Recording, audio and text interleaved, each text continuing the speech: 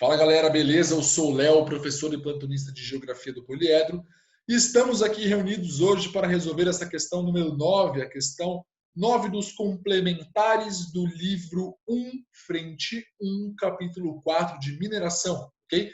Então temos essa questão aí da Unicamp 2016, vamos dar uma lidinha nesse enunciado. Ele vai falar o seguinte para a gente: o carbonato de lítio é um mineral que possui importante capacidade como condutor de calor e de eletricidade. Esse mineral é aproveitado, entre diversos outros usos, para a produção de baterias necessárias ao funcionamento de aparelhos eletrônicos, portáteis e de veículos elétricos. Trata-se de uma expressiva riqueza natural, estratégica para o século XXI, da qual poucos países possuem reservas em abundância. Na América do Sul, esse mineral é encontrado em grandes concentrações na Bolívia, no Chile e na Argentina, nas regiões conhecidas como salares. Como se formam os salares na América do Sul e em quais regiões da Bolívia, Chile e Argentina eles estão localizados? E na segunda parte ele nos pergunta as diferenças, na política adotada para cada um dos dois países, Chile e Bolívia, no que diz respeito à exploração desse mineral. Então vou te dar aqui alguns argumentos para explicar a formação desses salários e depois eu comento um pouquinho a respeito dessa diferença que ele destaca na segunda parte, tudo bem?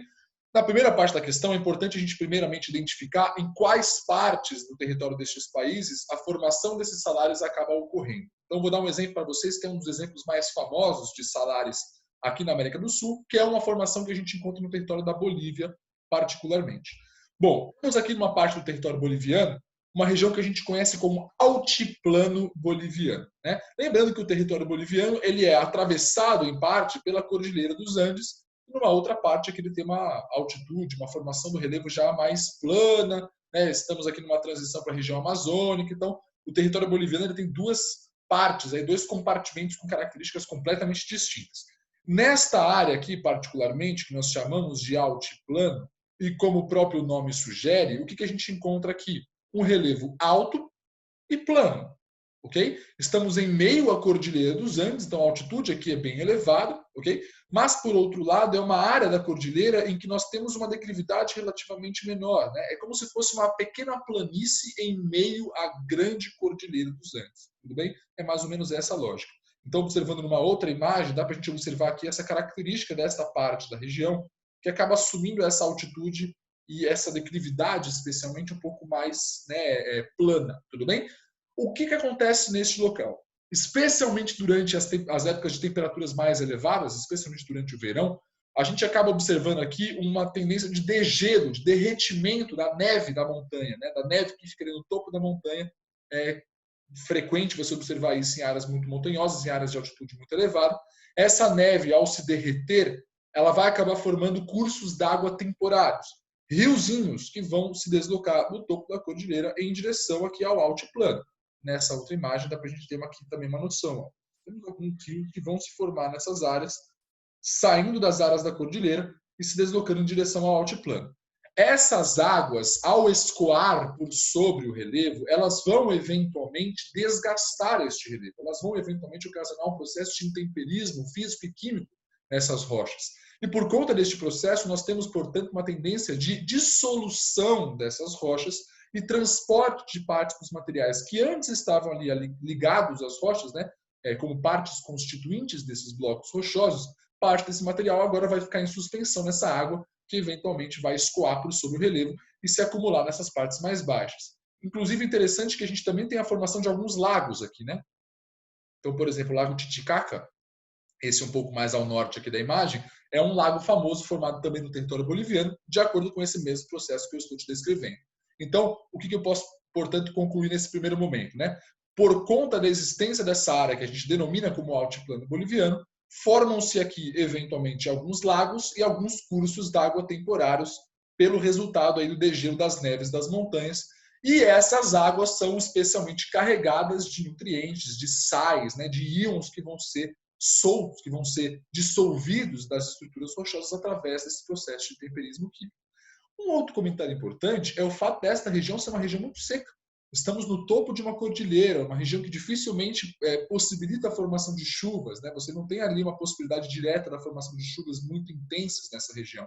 Então, por conta dessa tendência de um clima mais seco, o que nós podemos observar? Uma tendência dessas águas que formam esses lagos temporários secarem rapidamente.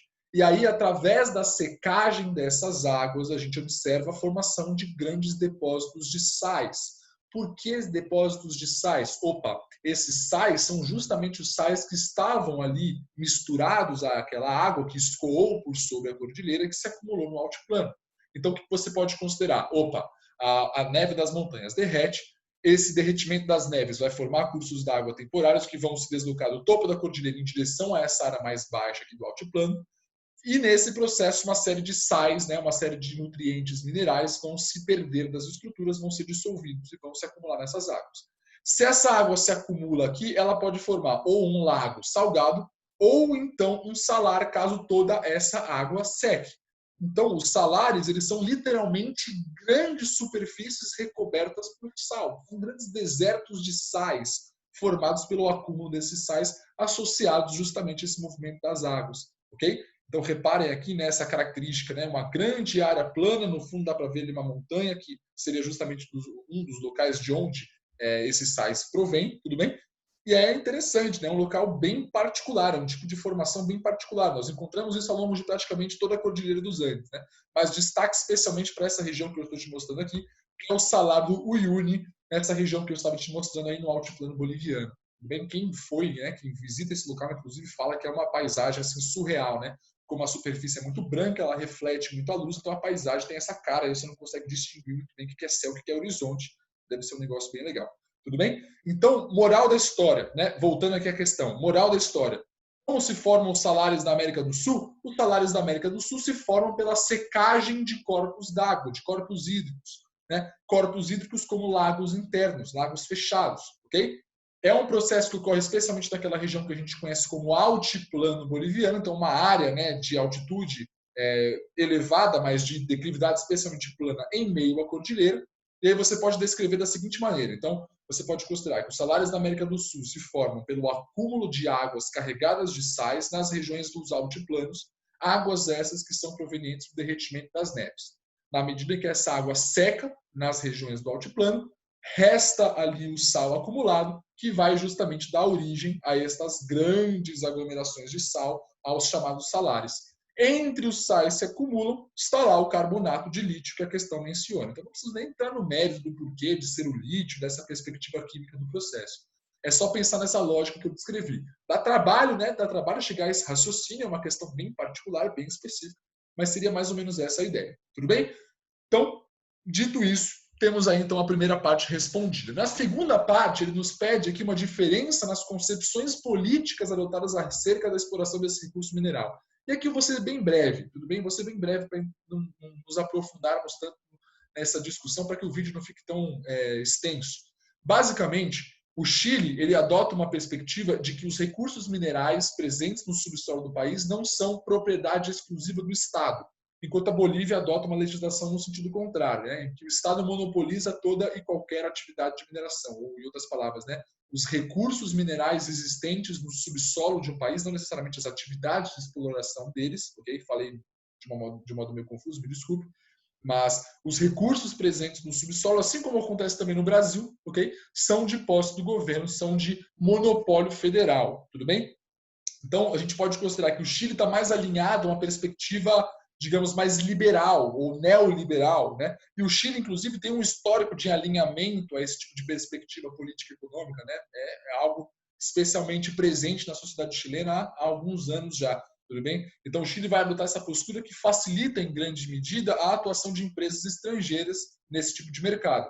Enquanto a Bolívia vai criar um cenário um pouco mais protecionista, um pouco mais restritivo à entrada de capitais em empresas estrangeiras. As empresas vão atuar, né, empresas de outros países do mundo vão atuar na exploração deste e de outros recursos naturais no território boliviano, sem dúvida.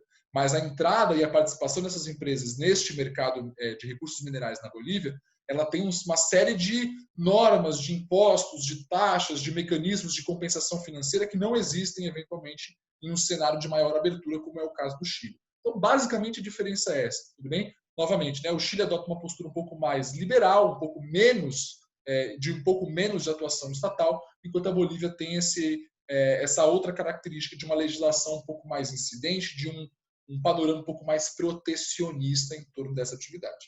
Tudo bem? Então é isso, gente. Espero ter ajudado. Fico à disposição para a próxima. Até a próxima. Um grande abraço e bons estudos para você.